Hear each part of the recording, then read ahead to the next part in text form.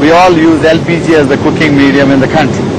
I mean, like at least in the big towns and cities and even quite a few other villages. Now you buy LPG cylinder, a 14 kg cylinder, somewhere between 300 to 350 rupees, depending upon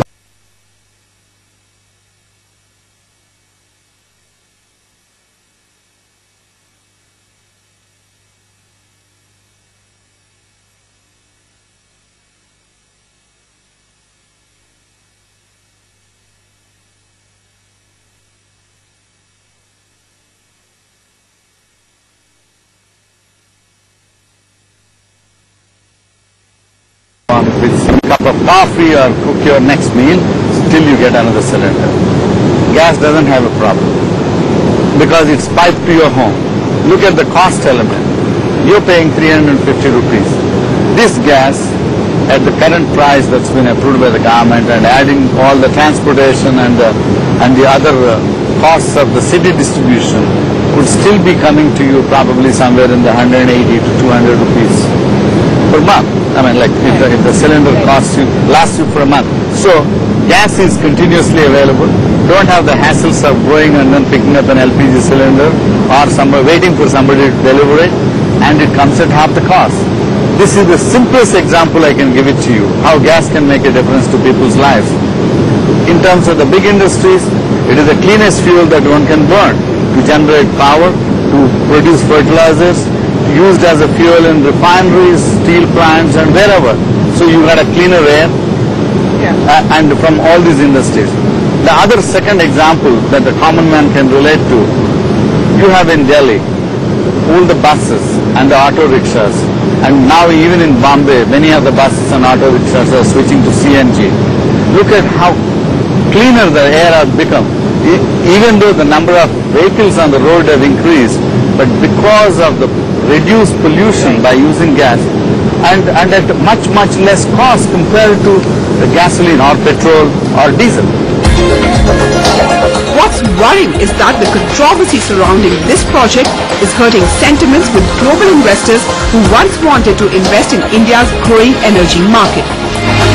Most say that if any industrialist can suddenly question the government's gas policy and get discounted gas to trade, then it does not make any sense to invest thousands of crores into such long gestation projects.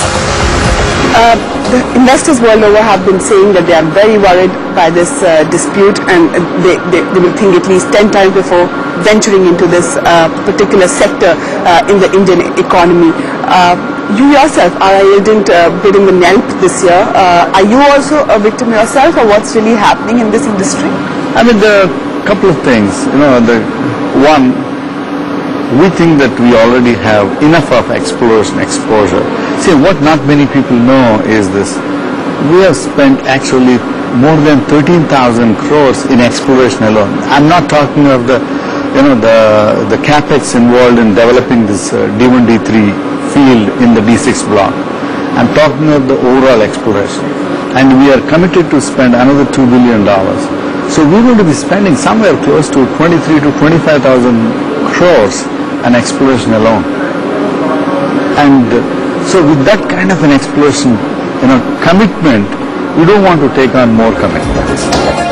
None of this has dampened RIL's optimism in its future plans. RIL made headline just a few days back by announcing a 1:1 bonus. Now many analysts have actually questioned that because they say that after September there will be a time when margins will be lower, the profits will obviously fall. Also the fact that you're in the middle of one of the biggest disputes in the court as far as the corporate disputes are concerned. What makes you think that that would be a good idea as far as business is concerned? See, these decisions are made based on longer term and also looking at the wishes of the shareholders and the financial results that we have. It's very wrong for someone to think because the margins are going to be squeezed, because the results may not be that good, or the Supreme Court would. How does anybody know? So do they know what the margins for the next quarter would be, what our results would be, or what the court verdict would be? Nobody would know this. And also, we as Reliance in the last 25 years, right? 30 years. In the last 30 years, as our chairman said, we have continued to maintain a 25% growth rate in everything, rewarded the shareholders handsomely. You think someone will make such a short-sighted decision or a very short-term decision just for the sake of this quarter results will be bad? Let me take a hypothetical case. If the next quarter results will be bad, do you think that we'll be announcing one more bonus? That won't happen. And on the contrary, if this quarter results are better than expected and the Supreme Court verdict, let's say it goes in our favor, then what would they say? It's like, looking at the gift horse in the mouth. Okay. There has been, of course, that case has been going on, but I want to ask, will RIL make profit even if they sell gas at $2.34 per MMBTU? RIL won't make a profit because two reasons. One, we have to recover our costs. At 2.34, it takes a much longer time to recover our costs, which means we lose the present value. And also which means that the government also gets the bigger shares later. That's right. That's the first point. And the second point is, after we recover our costs, we share the profit with the government. At 2.34, there is very little profit to be made, so our profit share shrinks. But look at, 85% of the profit share goes to the government.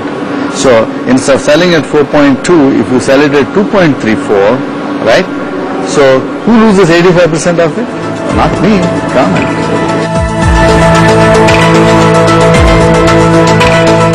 The Supreme Court judgment will now decide which way the case goes.